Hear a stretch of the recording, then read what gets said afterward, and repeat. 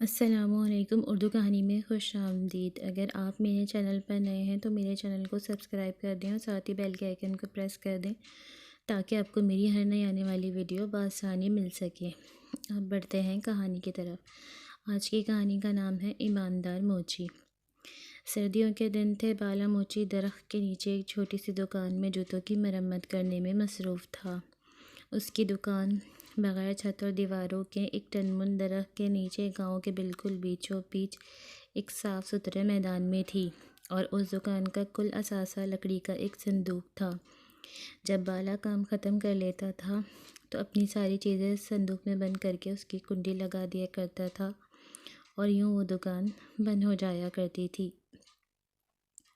دوپہر کا وقت ہو گیا تھا اور سر پر سورج بھی چمک رہا تھا، مگر بالا پھر بھی سردی محسوس کر رہا تھا۔ اس نے اون کی بنی ہوئی پرانی شال کو اپنے جسم کے ارد گرد لپیٹ رکھا تھا۔ اس کے باوجود اس کے ہاتھ پاؤں سردی سے ٹھنڈے ہو رہے تھے۔ وہ گاؤں کا واحد موچی تھا۔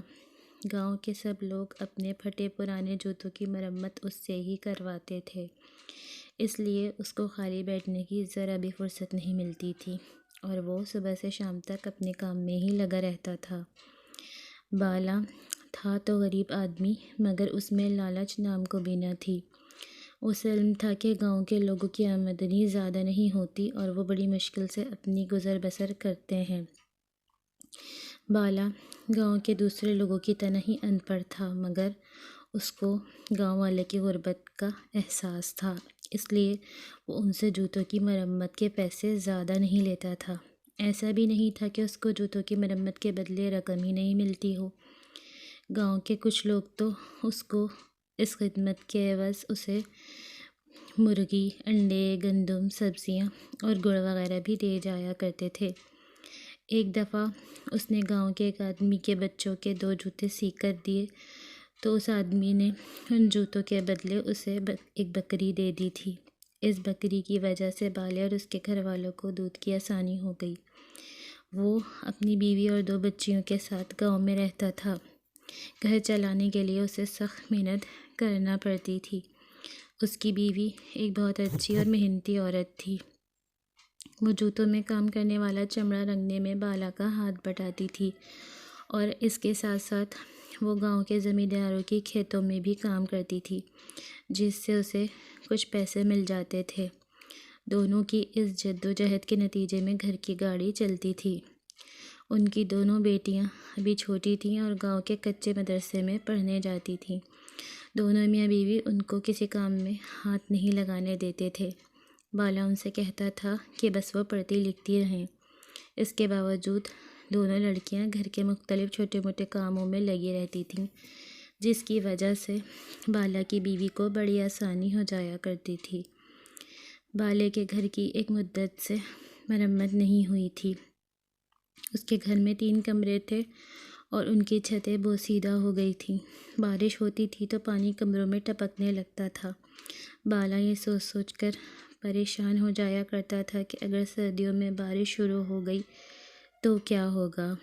اس نے پیسے جمع کرنا شروع کر دیے تھے تاکہ بارشوں کے ہونے سے پہلے ہی گھر کی چھتوں کی مرمت کروا لے، مگر ابھی اس کے پاس بہت تھوڑے ہی پیسے جمع ہوئے تھے۔ وہ اس مقصد کے لیے اب سورج غروب ہونے تک کام میں لگا رہتا تھا تاکہ کچھ فاضل رقم حاصل ہو جائے تو وہ چھتوں کی مرمت کے کام آئے۔ تھوڑی ہی دیر گزری تھی کہ اس کی بیوی اس کا کھانا لے کر آ گئی۔ وہ اپنے ساتھ 3 کا ایک ڈبہ لائی تھی جس میں اس نے لکڑیوں سے آگ جلا رکھی تھی۔ بالا بیوی کو کھانے کو اور آگ کے ڈبے کو دیکھ کر بہت خوش ہو گیا اور بولا، بالی خوش رہ، تو نے تو کمال ہی کر دیا۔ تجھے کیسے پتہ چلا کہ مجھے سردی لگ رہی ہے؟ بالی اپنی تعریف سن کر شرما گئی۔ خوش ہو کر بڑے پیار سے بولی، بالے جیسی سردی یہاں ہے ویسی سردی گھر پر بھی ہے۔ میں نے سوچا کہ تو سردی میں کام کر رہا ہوگا، اس لیے ڈبے میں آگ جلا کر لے آئی ہوں۔ یہ کہہ کر اس کی بیوی نے کھانا کھول کر اس کے سامنے رکھ دیا اور بولی، بالے تو کھانا کھا، میں گھر جاتی ہوں۔ دونوں بچیاں مدرسے سے واپس آنے والی ہوں گی، انہیں بھی کھانا دینا ہوگا۔ بالے نے کہا ٹھیک ہے تو جا، مگر بالی یہ سن لے کہ تو میری خاطر بہت تکلیفیں اٹھاتی ہے۔ مجھے تو اس بات کا افسوس ہوتا ہے کہ میں تجھے کوئی سکھ نہیں دے سکا۔ بس تو دیکھتی رہ، جیسے ہی گھر کی چھتوں کی مرمت ہو جاتی ہے میں پھر پیسے جمع کروں گا اور ان سے تیرے لیے سونے کی بالیاں اور ہاتھ کے کڑے بنواؤں گا۔ اس کی بیوی بولی تو ہمارے لیے ہی تو صبح سے شام تک کام میں لگا رہتا ہے، اللہ کا شکر ہے میں بہت سکھ میں ہوں۔ ہماری بچیاں پڑھ لکھ رہی ہیں، مجھے نہ بالیاں چاہیے اور نہ کڑے۔ اب تو پہننے اوڑھنے کی باری ہماری بچیوں کی ہے۔ بالا سر ہلا کر جگ کے پانی سے ہاتھ دھونے لگا اور پھر کھانے میں مصروف ہو گیا۔ اس کی بیوی اٹھ کر چلی گئی۔ بالا جلدی کھانے سے فارغ ہو گیا اور دوبارہ کام میں لگ گیا۔ زیادہ دیر نہیں گزری تھی کہ اس کو دور سے بہادر آتا دکھائی دیا۔ وہ بالا کے قریب ہی ایک گھر میں رہتا تھا اور اینٹوں کے ایک بھٹے پر مزدوری کرتا تھا۔ اس کے ہاتھ میں ایک تھیلا تھا۔ قریب آ کر اس نے وہ تھیلا بالے کے لکڑی کے صندوق پر رکھ دیا اور خود زمین پر آلتی پالتی مار کر بیٹھ گیا۔ بالے نے وہ جوتا جس کی وہ مرمت کر رہا تھا ایک طرف رکھا اور بولا بہادر بھائی کیسے آنا ہوا؟ بہادر نے دھیرے سے کہا پرسوں دوسرے گاؤں سے لڑکے والے شادی کے لیے میری بڑی لڑکی کو دیکھنے کے لیے آ رہے ہیں، اس لیے جو جوتے مرمت کروانے کے لیے لایا ہوں۔ لڑکے والے آئیں گے تو ان پھٹے ہوئے جوتوں میں ان کے سامنے جاتے شرم آئے گی۔ اس نے اپنا پاؤں آگے کر کے کہا۔ بالے نے دیکھا اس نے جو جوتے پہنے ہوئے تھے وہ انتہائی بدنما اور خستہ تھے۔ بالا نے خاموشی سے وہ تھیلا اٹھایا جس میں بہادر مرمت کرنے والے جوتے لایا تھا۔ یہ جوتے بھی نہایت خستہ حالت میں تھے۔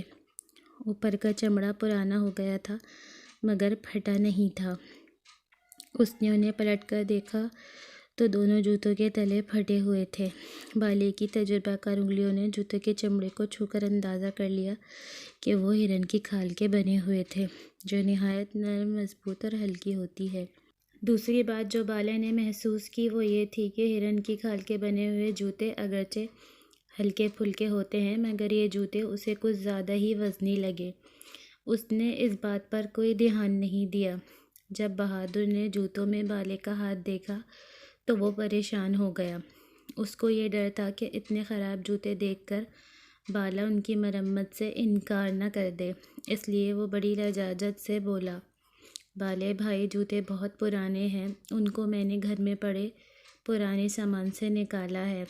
یہ جوتے میرے دادا کے تھے اور کسی زمانے میں بہت اچھی حالت میں تھے۔ دادا کے انتقال کے بعد میرے ابا نے پہن پہن کر ان کا یہ حال کر دیا تھا۔ اگر بیٹی کی بات پکی ہونے کی تقریب نہ ہوتی تو میں کبھی بھی اسے پھٹے پرانے جوتے لے کر تمہارے پاس نہیں آتا۔ بس یہ سمجھ لو کہ عزت کا معاملہ ہے۔ بالا اس کی بات سن کر رنجیدہ ہو گیا۔ اس نے کہا یہ جوتے ہرن کی کھال کے بنے ہوئے ہیں اور ہرن کی کھال کے جوتے بہت قیمتی ہوتے ہیں۔ تمہارے دادا تو کافی پیسے والے ہوں گے۔ بہادر نے بڑے فخر سے کہا۔ وہ بہت بڑے زمیندار تھے۔ اس گاؤں کی بہت سی زمینیں انہی کی ملکیت تھیں۔ ان کے مرنے کے بعد میرے باپ نے ساری زمینیں بیچ کر ان کے پیسے اپنے دوستوں پر اڑا دیے تھے۔ اگر وہ سنبھل کر چلتے تو آج ہمارا یہ حال نہ ہوتا۔ اس کی شرمندگی محسوس کر کے بالا نے اس کی تسلی کے لیے کہا تم فکر مت کرو، ان جوتوں کو تو میں ایسا کر دوں گا کہ دیکھنے والے دیکھتے رہ جائیں گے۔ اس کی بات سن کر بہادر نے نظریں جھکا کر کہا اور بالے بھائی ایک اور بات، ان کی اجرت میں بعد میں دوں گا، ابھی تو لڑکے والوں کے کھانے کے پیسوں کا انتظام بھی کرنا ہے۔ وہ بٹا جہاں میں کام کرتا ہوں اب میں اس مالک کے پاس جاؤں گا، شاید وہ مجھے کچھ رقم ادھار دے دے اور میں کھانے کا انتظام کر سکوں۔ بالے نے کہا دیکھو بہادر بھائی، جیسی تمہاری بیٹی ویسی میری بیٹی، تم فکر مت کرنا، بھٹے کا مالک بھلے تمہیں پیسے ادھار دے یا نہ دے، میرے پاس چلے آنا، میرے پاس کچھ رقم موجود ہے، بارش میں چھتیں ٹپکنے لگتی ہیں، ان کی مرمت کے لیے میں رقم جمع کر رہا ہوں۔ مرمت تو بعد میں بھی ہو جائے گی، ان پیسوں کو تم بس اپنا ہی سمجھو۔ تم آرام سے لڑکے والوں کی دعوت کا انتظام کرنا۔ بالے کی ہمدردی اور محبت بھری باتیں سن کر بہادر کا دل بھر آیا اور اس کی آنکھیں نم ہو گئیں۔ وہ اسے دعائیں دیتا ہوا رخصت ہوا۔ چونکہ گاؤں کی ایک بیٹی کی شادی کا معاملہ تھا، اس لیے بالے نے دوسرے جوتوں کی مرمت کا کام چھوڑا اور بہادر کے جوتے لے کر بیٹھ گیا۔ جوتوں کے تلے تو بالکل بھی مرمت کے قابل نہ تھے، وہ نہ صرف بری طرح گھس گئے تھے بلکہ بیچ میں سے 2 حصوں میں بھی تقسیم ہو گئے تھے۔ بالے نے اپنی لکڑی کے صندوق میں سے سب سے مہنگے والے تلے نکالے۔ یہ تلے وہ گاؤں کے امیر زمینداروں کے جوتوں میں لگایا کرتا تھا۔ اس کے بعد وہ اپنے کام میں لگ گیا۔ شام تک جوتے تیار ہو گئے تھے۔ بالے نے ان پر بہت محنت کی تھی اور وہ بالکل نئے لگ رہے تھے۔ اس نے ساری چیزیں لکڑی کے صندوق میں بند کر کے اس کی کنڈی لگائی اور بہادر کے جوتوں کا تھیلا اٹھا کر گھر کی جانب روانہ ہو گیا۔ اس پوری کارروائی کے دوران اس کے چہرے پر عجیب سے تاثرات تھے اور وہ دبے دبے پرجوش اثار کے ساتھ چلتا جا رہا تھا اور بہت سنجیدہ نظر آ رہا تھا۔ اس کے قدم تیزی سے گھر کی جانب بڑھ رہے تھے۔ ایسا معلوم ہوتا تھا جیسے وہ جلد سے جلد گھر پہنچنا چاہتا ہو۔ گھر پہنچ کر اس نے جوتوں کا تھیلا ایک طرف رکھا۔ دونوں بچیاں باہر گلی میں دوسرے بچوں کے ساتھ کھیل رہی تھیں۔ بالی رات کا کھانا پکا رہی تھی۔ بالے نے اسے آواز دے کر بلایا۔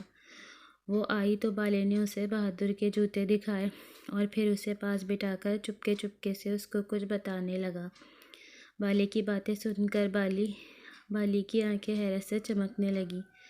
اپنی بات ختم کر کے بالے نے اپنے کرتے کی جیب میں ہاتھ ڈال کر پرانے کپڑے کی ایک پوٹلی کھول کر بالی کو دکھائی۔ پوٹلی میں بہت سارے چمکتے ہوئے ہیرے اور سونے کی چھوٹی چھوٹی اینٹیں چمک رہی تھیں۔ ان کو دیکھ کر بالی بھی حیران تھی اور خوش بھی۔ بالے نے کہا، اب ہم بہادر کے گھر چلیں گے۔ بچیاں باہر گلی میں کھیل رہی ہیں، تو چولہے کی آگ ہلکی کر دے، ہم جلدی واپس آ جائیں گے۔ تھوڑی دیر بعد بالا اپنی بالی کو لے کر بہادر کے گھر پہنچا۔ بہادر گھر پر ہی مل گیا تھا اور سخت پریشان اور فکر مند نظر آ رہا تھا۔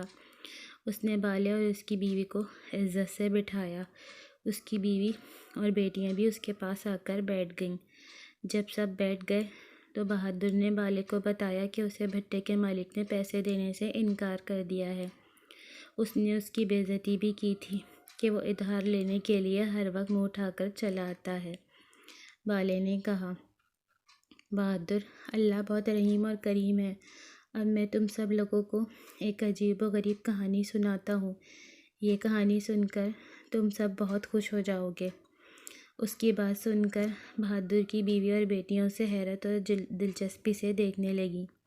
بالی کو تو یہ باتیں پہلے ہی بتا چکا تھا، اس لیے وہ حیران نہیں ہو رہی تھی۔ بہادر کی سمجھ میں بھی کچھ نہیں آیا تھا۔ وہ منہ کھولے بالے کی باتیں سن رہا تھا۔ ان سب کی حیرانی اور پریشانی دیکھ کر بالے کی بیوی مسکرا رہی تھی۔ بالے نے کہنا شروع کیا، بہادر، تمہارے دادا بہت امیر آدمی تھے۔ جب میں ان کے جوتوں کی چیڑ پھاڑ کی تو ان کی ایڑیوں میں سے یہ چیزیں نکلی تھیں۔ اس نے کپڑے کی وہی چھوٹی سی پوٹلی نکال کر سرکنڈوں سے بنے مونڈوں پر رکھ دی۔ سب حیرانی سے اس پوٹلی کو دیکھ رہے تھے۔ جب بہادر نے وہ پوٹلی کھولی تو اس میں رکھے ہوئے ہیرے اور سونے کی چھوٹی چھوٹی اینٹیں دیکھ کر سب حیران رہ گئے۔ بہادر نے وہ پوٹلی اٹھا کر بہادر کے حوالے کرتے ہوئے کہا، میرا یہ خیال ہے تمہارے دادا نے اس دولت کو چوروں اور ڈاکوؤں سے محفوظ رکھنے کے لیے اپنے جوتوں میں چھپایا تھا۔ اتنی ساری دولت سامنے پا کر بہادر کی حالت دیکھنے سے تعلق رکھتی تھی۔ وہ پھٹی پھٹی آنکھوں سے اس پوٹلی کو دیکھ رہا تھا۔ اس کی بیوی تو اتنی خوش ہوئی کہ چیخ چیخ کر رونے لگی۔ جب تھوڑی دیر بعد ان لوگوں کی حالت سنبھلی تو بہادر بالے کے ہاتھ تھام کر رونے لگا۔ بالے بھائی، تم انسان نہیں فرشتہ ہو اس نے کہا، تمہارا یہ احسان میں زندگی بھر نہیں بھولوں گا۔ تمہارے جیسا ایماندار آدمی پورے گاؤں میں کوئی دوسرا نہیں ہوگا۔ بہادر، میں تو اس بات پر خوش ہوں کہ تمہاری بیٹی کے نصیب سے یہ دولت تمہیں ملی ہے، تو اب تم اس گاؤں کے بہت امیر آدمی ہو گئے ہو۔ ان چیزوں کو فروخت کر کے ان سے ملنے والی رقم سے پہلے تو اپنی بیٹی کی شادی کرنا، پھر کوئی اچھا سا کام شروع کر دینا۔ تھوڑی دیر کے بعد بالا اور اس کی بیوی اپنے گھر جانے کے لیے اٹھ گئے۔ راستے میں اس کی بیوی نے کہا، بالے، تجھے یہ ایمانداری کس نے سکھائی ہے؟ تو چاہتا تو اس قیمتی خزانے کو چھپا بھی سکتا تھا، کسی کو کیا پتہ چلتا۔ ان کو بیچ کر تو گھر کی چھتیں ٹھیک کروا سکتا تھا، میرے لیے سونے کے زیورات بنوا سکتا تھا، ہم اپنی بچیوں کو گاؤں کے نہیں پڑوس کے قبضے میں کسی اچھے اسکول میں داخل کروا سکتے تھے۔ بالا اس کی بات سن کر ہنسا، پھر سینہ تان کر بولا، ہمارے گھر کی چھتوں کی مرمت بھی ہوگی، تیرا زیور بھی بنے گا، اور ہماری بچیاں قصبے کے اسکول میں نہیں شہر کے اسکول میں پڑھنے جائیں گی، اور یہ سب میں اپنی ہاتھ کے کمائے ہوئے پیسے سے کروں گا۔ اس کی بات سن کر بالی اٹھ کھڑی ہوئی اور بولی، اور میں اور میری دونوں بچیاں بہت خوش نصیب ہیں، مجھے اتنا اچھا شوہر اور بچیوں کو اتنا اچھا باپ ملا ہے۔ اپنی تعریف سن کر بالا شرما گیا، بیوی سے اس شرم کو چھپانے کے لیے جھوٹ موٹ کے غصے سے بولا، بالی ذرا تیز چل، مجھے بھوک لگ رہی ہے، گھر جاتے ہی کھانا کھاؤں گا۔ بالی سمجھ گئی کہ اس کی تعریف سے بالا شرما گیا ہے، وہ مسکرائی اور تیز تیز چلنے لگی۔ تو دوستوں، آج کی کہانی سے ہمیں یہ سبق ملتا ہے کہ کسی کی امانت میں خیانت نہیں کرنی چاہیے، بلکہ جس کی امانت ہو اس کو اس کی امانت لوٹا دینی چاہیے۔ ایسا کرنے سے اللہ تعالیٰ ہم سے خوش ہوگا، اور اس کا صلہ ہمیں اس دنیا میں یا پھر اس دنیا میں ضرور ملے گا، اور اتنا ملے گا کہ ہم تصور بھی نہیں کر سکتے۔ تو اگر آپ کو آج کی ویڈیو اچھی لگی ہوئی تو ویڈیو کو لائک شیئر ضرور کریے گا، اور کمنٹ کر کے اپنی رائے کا اظہار بھی ضرور کریے گا۔ اللہ حافظ۔